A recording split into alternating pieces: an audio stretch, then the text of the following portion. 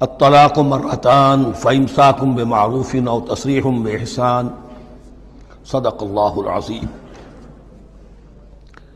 پچھلی نشست میں جو مضامین آئے تھے ان میں سے ایک کے بارے میں مجھے احساس ہوا کہ میں نے ایک بات شروع کی تھی لیکن نامکمل رہ گئی۔ آیت الاختلاف کے بارے میں میں نے عرض کیا تھا کہ وحدت ادیان کے فلسفے کا ایک جز صحیح ہے، ایک غلط ہے۔ صحیح جز کی وضاحت تو ہو گئی کہ یہ تمام جتنے بھی دنیا میں مذاہب ہیں اور دین ہیں یہ سب اسی دین حق سے نکلی ہوئی شاخیں ہیں۔ دین حق سے پگڈنڈیاں مڑی ہیں، صراط مستقیم سے پگڈنڈی مڑی ہے، کوئی بہت دور نکل گئی اور اس کا یوں سمجھیے کہ پہچانی ہوئی صورت بھی پہچانی نہیں جاتی، اتنی دور ہو گئی کہ اس کا اس دین حق کے ساتھ اب کوئی رشتہ نظر ہی نہیں آتا۔ کچھ اتنے دور نہیں ہوئے، قدرے قریب رہے، لیکن سب کی بنیاد ایک ہے۔ ظاہر بات ہے کہ حضرت آدم کی نسل سے بات شروع ہوئی ہے، حضرت آدم کی اولاد ایک ہی امت تھی۔ یہ تفرقے جو بھی ہوئے بعد میں ہوئے ہیں۔ تو وحدت ادیان اس اعتبار سے صحیح ہے کہ دنیا میں تمام ادیان، تمام نظام، تمام مذاہب جو ہیں وہ در حقیقت ایک ہی دین حق کی بگڑی ہوئی شکلیں ہیں، بدلی ہوئی شکلیں ہیں، لیکن اسی سے نکلی ہوئی شاخیں ہیں جنہوں نے شکلیں اپنی بدل لی ہیں۔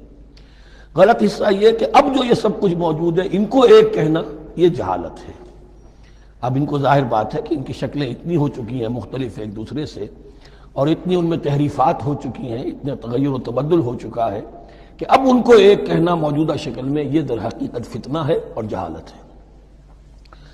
دوسری بات جو آخری مضمون آیا تھا 28ویں رکوع میں، دیکھیے اس کی ایک تمہید ہے، وہ سمجھ لیجئے۔ انسانی تمدن کا اہم ترین اور بنیادی ترین مسئلہ کیا ہے تمدن کا؟ ایک ہے انسانی زندگی کا مسئلہ۔ انسانی زندگی کا سب سے پہلا مسئلہ وہی ہے کہ جو حیوانی زندگی کا بھی ہے، اپنی مادی ضروریات، پیٹ کھانے کو مانگتا ہے، سب سے پہلے یہی ہے، اس میں کوئی شک نہیں۔ لیکن اس کے بعد جب دو انسان ملتے ہیں اور اس سے تمدن شروع ہوتا ہے، اس کا سب سے بڑا مسئلہ ہے انسان کی شہوت۔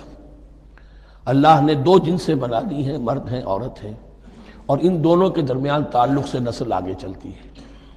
اب اس معاملے کو کیسے ہارنس کیا جائے، کیسے منظم کیا جائے، یہ جذبہ بہت پوٹنٹ ہے۔ جو فرائڈ نے کہا ہے، بس وہ یوں سمجھیے کہ ذرا زیادہ مرچ مسالہ لگا دیا، ورنہ اس میں کوئی شک نہیں کہ یہ بہت ہی پوٹنٹ جذبہ ہے انسان کا۔ انسٹنکٹ جو ہے، سیکس کا انسٹنکٹ، وہ بہت مضبوط ہے، بہت قوی ہے۔ لیکن جو شے جتنی قوی ہو اتنا ہی اسے پھر، جو گھوڑا جتنا منہ زور ہو اتنا ہی اس کو لگام دینا جو ہے وہ آسان نہیں ہوتا، اس کے لیے پھر مشقت کرنی پڑتی ہے۔ تو اب اگر تو اس سیکس کو اوپن کر دیا جاتا، کھلا سیکس، فری سیکس، آج کل یہ لفظ استعمال ہوتا ہے، فری سیکس، کیوس ہوتا، تمدن میں فساد ہو جاتا۔ اس کے لیے شادی کا معاملہ کہ ایک عورت کا ایک مرد کے ساتھ رشتہ رہے، سب کو معلوم ہو کہ یہ اس کی بیوی ہے، یہ اس کا شوہر ہے، تاکہ اس طریقے سے نسب کا معاملہ بھی چلے اور ایک خاندانی ادارہ وجود میں آئے۔ ورنہ تو خاندانی ادارہ بس کیسے وجود میں آئے گا؟ فری سیکس میں تو خاندانی ادارہ وجود میں آ ہی نہیں سکتا۔ تو شادی کا، نکاح کا یہ رشتہ جو ہے یہ اللہ تعالیٰ نے اختیار کیا اور یہ انسانوں کو سکھایا۔ اب اس میں مرد اور عورت کیا بالکل برابر ہیں؟ اس سے بڑی حماقت کوئی نہیں، اس لیے کہ کسی بھی ادارے کے دو برابر کے سربراہ نہیں ہو سکتے۔ اتنی موٹی بات ہے کہ اگر آپ کسی ایک محکمے کے دو ڈائریکٹر بنا دیں، بات غلط ہو جائے گی، خراب ہو جائے گی۔ ایک ڈائریکٹر، مینیجنگ ڈائریکٹر، دوسرے 10 ڈائریکٹر بنا دیے آپ، لیکن اوپر ایک ہوگا، جنرل مینیجر ایک ہوگا، ڈپٹی مینیجر 10 رکھ دیجیے۔ ہر ادارے میں اگر نظم قائم کرنا ہے تو ایک اوپر ٹاپ پر ہونا چاہیے۔ لہذا جب ایک مرد اور ایک عورت، مرد اور عورت انسان ہونے کے ناطے بالکل برابر ہیں، ایک ہی باپ کے نطفے سے بیٹا بھی ہے، بیٹی بھی ہے، ایک ہی ماں کے رحم میں بھائی نے بھی پرورش پائی ہے اور بہن نے بھی، اس اعتبار سے وہ برابر ہیں۔ شرف انسانیت میں، نوع انسانی کی حیثیت سے، human dignity and honour, they share both equally, absolutely equally. لیکن جب ایک مرد اور ایک عورت مل کر خاندان کے بنیاد رکھتے ہیں تو اب یہ برابر نہیں رہے۔ جیسے انسان سب برابر ہیں، لیکن چپڑاسی اور افسر برابر نہیں ہے، اس کے کچھ اور اختیارات ہیں، اس کے کچھ اور اختیارات ہیں، اس کے کچھ اور فرائض ہیں، اس کے کچھ اور فرائض ہیں۔ اس طریقے سے اس رشتے کے معاملے میں، اور یہ بھی نوٹ کر لیجئے کہ یہی وجہ اس قدر تفصیل کے ساتھ سب سے پہلے احکام قرآن میں دیے جا رہے ہیں اسی آئلی قوانین کے متعلق۔ لیکن تمدن کی جڑ بنیاد یہ ہے، یہاں سے خاندان بنتا ہے، اور خاندانوں کے اجتماع کا نام معاشرہ ہے۔ خاندان کا نظام، اب ہمارا پاکستانی جو معاشرہ ہے، اگر ہماری 14 کروڑ تعداد ہے اس وقت، 7 افراد ایک خاندان کے اگر آپ شمار کر لیں تو آپ سمجھیے اتنے خاندان ہماری دنیا میں اس وقت موجود ہیں، 2 کروڑ خاندان ہیں، ان خاندانوں پر مشتمل ہے۔ خاندان کا ادارہ مستحکم ہوگا، معاشرہ مستحکم ہو جائے گا۔ خاندان کے ادارے میں صلاح ہوگی، فلاح ہوگی، معاشرے میں صلاح و فلاح آئے گی۔ وہاں فتور ہوگا، فساد ہوگا، بے چینی ہوگی، ظلم ہوگا، ناانصافی ہوگی، وہاں کنفلکٹس ہوں گے، میاں اور بیوی میں جو ہے جھگڑے ہو رہے ہوں گے، تو اولاد کی تو جو ہے پھر وہاں تربیت صحیح نہیں ہو سکتی، ان کی تربیت میں منفی چیزیں شامل ہو جائیں گی۔ تو یہ ساری چیزیں جس کی وجہ سے بڑی تفصیل سے قرآن مجید میں احکام دیے گئے ہیں، عائلی قوانین، ان میں جہاں تک یہ معاملات ہے، طلاق کا معاملہ ہے، اس میں برابر نہیں ہے۔ شادی کرنے میں عورت کو بھی حق ہے، وہ شادی سے انکار کر دے، جبر نہیں کیا جا سکتا۔ ایک مرتبہ وہ نکاح میں آ گئی ہے تو اب شوہر کا پلڑا بھاری ہے، شوہر اسے طلاق دے سکتا ہے، اگر ظلم کے ساتھ دے گا اللہ کے ہاں جواب دہی کرے گا اور پکڑ ہو جائے گی، لیکن اختیار ہے۔ وہ خود طلاق نہیں دے سکتی، البتہ طلاق حاصل کر سکتی ہے، خلا جسے ہم کہتے ہیں، وہ عدالت کے ذریعے سے، بڑوں کے ذریعے سے، رشتہ داروں کے ذریعے سے خلا کرے، لیکن طلاق دینے کا حق اس کو برابر نہیں ہے مرد کی طرح۔ اسی طرح اگر ایک طلاق دی تھی مرد نے اور اب یہ عدت پوری نہیں ہوئی ہے، وَبَعُولَتُهُنَّ أَحَقُّ بِرَدِّهِنَّ، اب وہ کہے تو نے طلاق دے دیا، میں تیرے گھر میں بسنے کو تیار نہیں ہوں، نہیں، اختیار مرد کا ہے، عدت کے اندر 3 مہینے کے اندر وہ اس کو واپس لے سکتا ہے، اس کو طلاق رجعی کہتے ہیں۔ یہ تمام چیزیں ایسی ہیں کہ بہرحال خواتین کو اچھی نہیں لگتی، اور آج کی دنیا میں تو جو یہ مرد و عورت کی مساوات کا سلسلہ ہے، یہ شیطان کا سب سے بڑا فلسفہ اور معاشرے میں فساد اور گندگی پیدا کرنے کا اس کا سب سے بڑا ہتھیار ہے۔ اور اب جو کچھ رہی صحیح اقدار ہماری ایشیا کے ممالک جو ہیں، زیادہ تر مسلمان ممالک ہیں، ان میں خاندانی نظام کی جو بچی کھچی شکل رہ گئی ہے، اس کو برباد کرنے کے لیے یہ قاہرہ کانفرنس اور بیجنگ کانفرنس، اس ایشیا کا گھیراؤ دونوں طرف سے، مشرق سے اور مغرب سے، کہ عورت کو آزاد کرو، عورت کو اٹھاؤ، ایمینسیپیشن کے نام پر، آزادی کے نام پر، اور مرد و عورت کی مساوات کے نام پر، تاکہ خاندانی نظام ٹوٹ کر رہ جائے، جیسے کہ ان کے ہاں ٹوٹ چکا ہے خاندانی نظام نے۔ یہ کلنٹن صاحب نے کہا تھا اپنے سال 9 کے میسج میں کہ عنقریب ہماری قوم، امریکن نیشن، بہت جلد اس کی اکثریت حرامزادوں پر مشتمل ہوگی، born out of wedlock, وہ کسی شادی کے نکاح کے نتیجے میں کوئی وجود میں نہیں آئے ہیں، زنا کے نتیجے میں وجود آئی بھی قوم ہوگی۔ 1 پیرنٹ فیملی رہ گئی ہے، ماں ہی باپ ہے اور وہی ماں ہے، اور وہ دونوں وہ جانتے ہی نہیں۔ اب وہاں بڑی ایک مہم اٹھ رہی ہے کہ ہر انسان کا حق ہے کہ اسے معلوم ہو کہ میرا باپ کون ہے۔ وہاں تو بہت سے لوگ پتہ ہی باپ کون ہے میرا، کیا پتہ۔ یہ تباہی ہے جو اس معاشرے پر آ چکی ہے، اور ہمارے ہاں بھی لوگ اسی معاشرے کی نقالی پر چل رہے ہیں۔ اور یہ نظریہ مساوات مرد و زن جو ہے، یہ بہت ہی یوں سمجھیے کہ تابناک اور بہت اچھے الفاظ کے ساتھ سامنے آ رہا ہے۔ البتہ اس کا دوسرا رخ بھی ہے، اسلام نے عورت کو جو حقوق دیے ہیں بدقسمتی سے ہم مسلمانوں نے وہ بھی ان کو نہیں دیے۔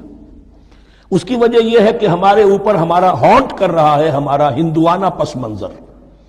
ہندوؤں کے معاشرے میں عورت کی کوئی حیثیت نہیں، نہ اس کی وراثت کا حق ہے، نہ وہ بیوہ ہو جائے تو جینے کا حق تھا اس کو، وہ تو پھر ستی ہو جانا چاہیے اس کے لیے تو زندگی کا حق بھی نہیں ہے، وراثت تو بہت دور کی بات رہی، کوئی پراپرٹی کا کوئی سوال نہیں، کسی طرح کی کوئی حیثیت نہیں، کوئی لیگل اینٹیٹی نہیں۔ لیکن ہم مسلمان تو ہو گئے، ہمارے آباء و اجداد، تربیت ہوئی نہیں، لہذا ہمارے اوپر وہی تصورات ہیں، عورت کو جو ہے پاؤں کی جوتی کی طرح سمجھنا۔ یہ جو کچھ ہم کر رہے ہیں ان کے جائز حقوق بھی انہیں نہیں دیتے، اس کے نتیجے میں ہم جو مغرب کا ہم پر حملہ ہے اس کو مؤثر کرنے میں گویا ہم مدد دے رہے ہیں۔ اگر ہم اپنی خواتین کو وہ حقوق نہیں دیں گے، اگر ان کے لیے جو اللہ نے جو مقرر کیا ہے وہ انہیں نہیں دیا جائے گا، تو ظاہر بات ہے کہ رد عمل میں پھر جو یہ نعرے ہیں اور بڑے خوشنما جو دعوت اٹھتی ہے وہ لازماً ان کے کھینچ کر لے جائے گی۔ تو اس طرف بھی خیال رکھیے، اور ہمارے ہاں دیندار گھرانوں میں خاص طور پر یہ بات ہوتی ہے، اس کو سمجھنا چاہیے کہ عورتوں کے کیا حقوق ہیں، ان کی دلجوئی کتنی کرنی چاہیے۔ حضور نے کیا فرمایا ہے، تم میں سے بہترین لوگ وہ اپنے گھر والوں کے لیے اچھے ہوں، بہترین لوگ وہ ہیں ان کے حقوق کا لحاظ ہو، ان کے ساتھ سلوک ہو، ان کی دلجوئی ہو، ان کے احساسات کا بھی پاس کیا جائے۔ البتہ جہاں شریعت کا اور دین کا معاملہ آ جائے، نتھنگ ڈوئنگ، سیدھی سیدھی بات، یہ تلوار کی طرح آپ ننگے ہو جائیں اس وقت کہ یہ معاملہ دین کا ہے اس میں تمہاری کوئی رعایت نہیں کر سکتا. ہاں میرے معاملات کے اندر جو بھی تم چاہو میں نرمی کروں گا، یہ ہو سکتا ہے. بس اس کو ذہن میں رکھیے، یہ کڑوی گولی ہے. وَلَهُنَّ مِثْلُ الَّذِي عَلَيْهِنَّ بِالْمَعْرُوفِ وَلِلرِّجَالِ عَلَيْهِنَّ دَرَجَةٌ. اب درمیان کے الفاظ کو تو جدید جو ہمارے ہیں دانشور وہ لے لیتے ہیں، اوپر کا نہیں دیکھتے کہ بَعُولَتُهُنَّ أَحَقُّ بِرَدِّهِنَّ. برابری کہاں رہی؟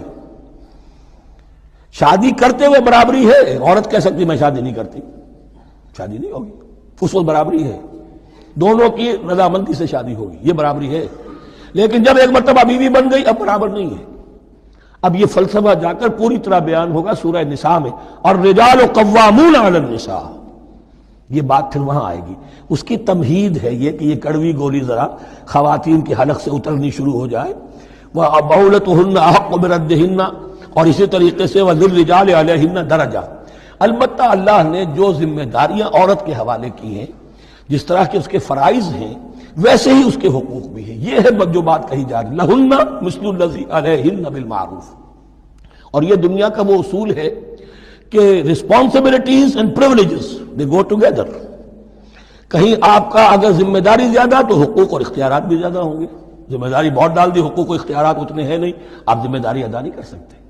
جہاں ذمہ داری کم ہوگی وہاں حقوق و اختیارات بھی کم ہوں گے. یہ دونوں چیزیں پروپورشنیٹ چلتی ہیں. اب چلیے آگے، مجھے اندیشہ ہے کہ میں نے خاصا وقت اس میں لگا دیا. الطلاق مرتان، طلاق 2 مرتبہ ہے، یعنی ایک شوہر کو 2 مرتبہ طلاق دے کر اور رجوع کر لینے کا حق ہے. ایک دفعہ طلاق دی اور عدت کے اندر رجوع کر لیا، ٹھیک ہے. پھر طلاق دی اور عدت کے اندر رجوع کر لیا، ٹھیک ہے. تیسری مرتبہ طلاق دی، اب رجوع نہیں کر سکتا. الطلاق مرتان، 2 مرتبہ ہو سکتا ہے. فَإِمْسَاكٌ بِمَعْرُوفٍ أَوْ تَسْرِيحٌ بِإِحْسَانٍ. اب اس کے بعد فیصلہ کرو، یا تو روکو اس کو اپنے گھر میں تو وہ بھی نیکی کے ساتھ، بھلائی کے ساتھ، تنگ کرنے کے لیے نہیں، پریشان کرنے کے لیے نہیں. اور تسریح بِإِحْسَان، یا رخصت کر دینا ہے اچھے بھلے طریقے سے، بھلے مانسوں کی طرح خوبصورتی کے ساتھ.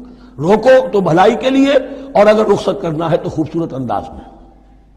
وَلَا يَحِلُّ لَكُمْ أَن تَأْخُذُوا مِمَّا آتَيْتُمُوهُنَّ شَيْئًا، اور تمہارے لیے ہرگز جائز نہیں ہے کہ جو کچھ تم نے انہیں دیا تھا اس میں سے کچھ بھی واپس لو. جو بھی تم نے انہیں مہر دیا تھا اس میں سے کچھ واپس نہیں لے سکتے جب تم طلاق دے رہے ہو. ہاں اگر عورت طلاق مانگے تو اسے اپنے مہر میں سے کچھ چھوڑنا پڑے گا، یہ دوسری بات ہے. لیکن جب بر طلاق دے رہا ہے تو پھر وہ نہیں روک اس کو اس میں سے جو بھی کچھ دیا ہو. یہاں تک کہ آیا ہے کہ اگرچہ تم نے ان کو احداہن قنطارا، سونے کے ڈھیر دیے ہوں، ان میں سے بھی کچھ نہیں لے سکتے واپس. وَلَا يَحِلُّ لَكُمْ أَن تَأْخُذُوا مِمَّا آتَيْتُمُوهُنَّ شَيْئًا إِلَّا أَن يَخَافَا أَن لَّا يُقِيمَا حُدُودَ اللَّهِ. البتہ اگر وہ دونوں یہ سمجھیں کہ ہم حدود اللہ کو قائم نہیں رکھ سکیں گے. مراد کیا ہے کہ فیملی لائف کے ضمن میں جو اللہ نے احکام دیے ہیں، جو آداب ہیں، جو ان کے مقاصد ہیں، وہ ہمارے مابین اتنی موافقت مزاجی نہیں ہے کہ ہم ساتھ چل سکیں. ایک عورت اگر یہ محسوس کرتی ہے فَإِنْ خِفْتُمْ أَلَّا يُقِيمَا حُدُودَ اللَّهِ فَلَا جُنَاحَ عَلَيْهِمَا فِيمَا افْتَدَتْ بِهِ. پھر اگر اس کا یہ خیال ہے کہ یہ نہیں رکھ سکیں گے تو پھر کوئی حرج نہیں ہے ان دونوں پر کہ جو کچھ دے دلا کر عورت فدیے میں اپنے آپ کو چھڑا لے.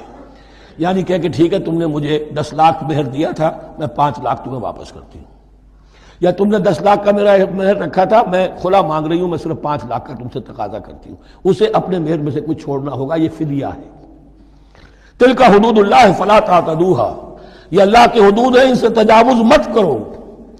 دیکھیے روزے وغیرہ کے ضمن میں فلا تقربوها، اور یہاں فلا تعتدوها، اس لیے کہ یہاں بڑے دھڑلے سے آدمی جو ہے وہ ان حدود کو پامال کر جاتے ہیں. قانون یہی رہ جاتا ہے، روح اس کی ختم ہو جاتی ہے. وَمَن يَتَعَدَّ حُدُودَ اللَّهِ فَأُولَٰئِكَ هُمُ الظَّالِمُونَ، اور جو اللہ کے حدود سے تجاوز کرتے ہیں وہی ظالم لوگ ہیں. فَإِن طَلَّقَهَا، اب اگر تیسری مرتبہ طلاق دے دی، الطلاق مرتان تو ہو چکا نا، اس کے بارے میں سارے احکام آ گئے. لیکن اب اگر دے دی مراد ہے تیسری مرتبہ. فَإِن طَلَّقَهَا فَلَا تَحِلُّ لَهُ مِن بَعْدِ حَتَّىٰ تَنكِحَ زَوْجًا غَيْرَهُ، تو اب وہ اس کے لیے جائز نہیں ہوگی جب تک کہ وہ عورت کسی اور شوہر سے شادی نہ کرے. اس کو حلالہ کہتے ہیں.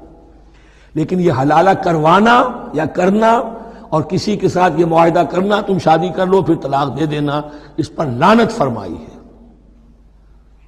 حضور نے لعنت فرمائی ہے. اور ہمارے ہاں علم میں آتی ہے، یہ بات سننے میں آتی ہے کہ بہت سے علماء نے اس کو دھندا بنا رکھا ہے. حلالہ مولوی مشہور ہیں مختلف شہروں کے اندر. فَإِن طَلَّقَهَا فَلَا تَحِلُّ لَهُ مِن بَعْدُ حَتَّى تَنكِحَ زَوْجًا غَيْرَهَا. فَإِن طَلَّقَهَا، پھر اگر وہ بھی دوسری شادی کی دوسری جگہ پر اس عورت نے، اس شوہر سے بھی نہیں بنی، اس نے بھی طلاق دے دی، فَلَا جُنَاحَ عَلَيْهِمَا أَن يَتَرَاجَعَا، تو اب کوئی گناہ نہیں ہوگا ان دونوں پر کہ وہ رجوع کر لیں، پہلے سابق شوہر سے شادی کر لیں. یعنی عورت کو شاید عقل آ گئی ہو، کوئی اسی کی زیادتی تھی کہ پہلے شوہر کے ہاں بس نہیں سکی، اب دوسری مرتبہ کا تجربہ ہو گیا تو اس کے کان ہو گیا کہ کوئی غلطی میری ہی ہے، اب شاید دوبارہ وہ اپنے شوہر کی طرف، سابقہ شوہر کی طرف رجوع کرنا چاہے تو اس کی اجازت ہے. ان ظنا یقیما حدود اللہ، اگر ان کو یہ یقین ہو کہ وہ اللہ کے حدود کی پاسداری کر سکیں گے. اللہ کے حدود جو ہے احکام شریعت، ان کو بہرحال مد نظر رکھنا ہے اور فائق رکھنا ہے. وَتِلْكَ حُدُودُ اللَّهِ يُبَيِّنُهَا لِقَوْمٍ يَعْلَمُونَ، اور یہ وہ حدود ہیں اللہ کے جن کو وہ واضح کر رہا ہے، کھول کھول کر بیان کر رہا ہے ان لوگوں کے لیے کہ جو علم حاصل کرنا چاہیں. ترجمہ یہ ہوتا ہے عام طور پر جنہیں علم حاصل ہے، اصل میں کسی وقت فعل کو طلب فعل کے معنی میں استعمال کیا جاتا ہے عربی زبان میں. یعلمون جو جاننا چاہیں، جن کے اندر طلب ہے علم کی. وَإِذَا طَلَّقْتُمُ النِّسَاءَ فَبَلَغْنَ أَجَلَهُنَّ، تو جب تم لوگ اپنی بیویوں کو طلاق دو اور پھر وہ اپنی عدت پوری کر لیں، فَأَمْسِكُوهُنَّ بِمَعْرُوفٍ أَوْ سَرِّحُوهُنَّ بِمَعْرُوفٍ، تو اب چاہو تو روکو انہیں لیکن معروف طریقے سے، اور چاہو تو انہیں رخصت کر دو وہ بھی اچھے طریقے پر. وَلَا تُمْسِكُوهُنَّ ضِرَارًا لِتَعْتَدُوا، اور دیکھو ایسا نہ کرو کہ تم روکو انہیں تنگ کرنے کے لیے. اچھا ذرا اس کی میں اور خبر لوں گا رجوع کر کے، ذرا اگر تو طلاق ہو گئی تو آزاد ہو جائے گی. غصہ اتنا چڑھا ہوا ہے کہ ابھی وہ غصہ ٹھنڈا نہیں ہوا ہے، رجوع کر رہا ہے اس لیے کہ اسے اور پریشان کرو، اسے اور تکلیفیں پہنچاؤ. تو اب یہ کیا ہوا، قانون تو اجازت دے رہا ہے لیکن تم نے قانون کا مذاق اڑایا، تم نے اللہ کی دی ہوئی اس اجازت کا ناجائز استعمال کیا. ہاں اگر بسانے کا واقعی ارادہ ہو گیا ہے تو ضرور تم رجوع کر لو، رجوع کا حق تمہیں ہے. لیکن اگر یہ نہیں ہے، پریشان کرنا ہے، فلا تمسکوہن ولا تمسکوہن ضرارا لتعتدوا، ضدم ضدہ ان پر زیادتی کرنے کے لیے، ستانے کے لیے. ومن یفعل ذلک فقد ظلم نفسہ، اور جو کوئی بھی یہ کام کرے گا اس نے اپنی جان پر ظلم ڈھایا. ولا تتخذوا آیات اللہ ہزوا، اور دیکھو اللہ کی آیات کو مذاق اور کھیل نہ بنا لو، ٹھٹھا نہ بنا لو. یہ اچھی طرح جان لیجئے، لا از لا and there can be law which has no flaw. Flawless law is impossible. اس لیے تقوی، اللہ کا خوف ہر جگہ پر بار بار، ورنہ تم اللہ کی شریعت کا تماشا بنا دو گے، ٹھٹھا بنا دو گے. وَلَا تَتَّخِذُوا آیَاتِ اللَّهِ هُزُوًا وَاذْكُرُوا نِعْمَتَ اللَّهِ عَلَيْكُمْ، اور یاد کرو، ذکر کرو، شعور کرو اللہ کے انعامات کا جو تم پر ہوئے ہیں. وَمَا أَنزَلَ عَلَيْكُمْ مِنَ الْكِتَابِ وَالْحِكْمَةِ، اور جو اس نے نازل فرما دی ہے تم پر اپنی کتاب، اپنی شریعت اور حکمت. یعظکم بہ، اس کے ذریعے سے تمہیں نصیحت کر رہا ہے، سیدھا راستہ بتا رہا ہے. واتقوا اللہ، اللہ کا تقوی اختیار کرو. واعلموا ان اللہ بکل شیء علیم، اور جان لو کہ اللہ تعالیٰ کو ہر چیز کا حقیقی علم حاصل ہے.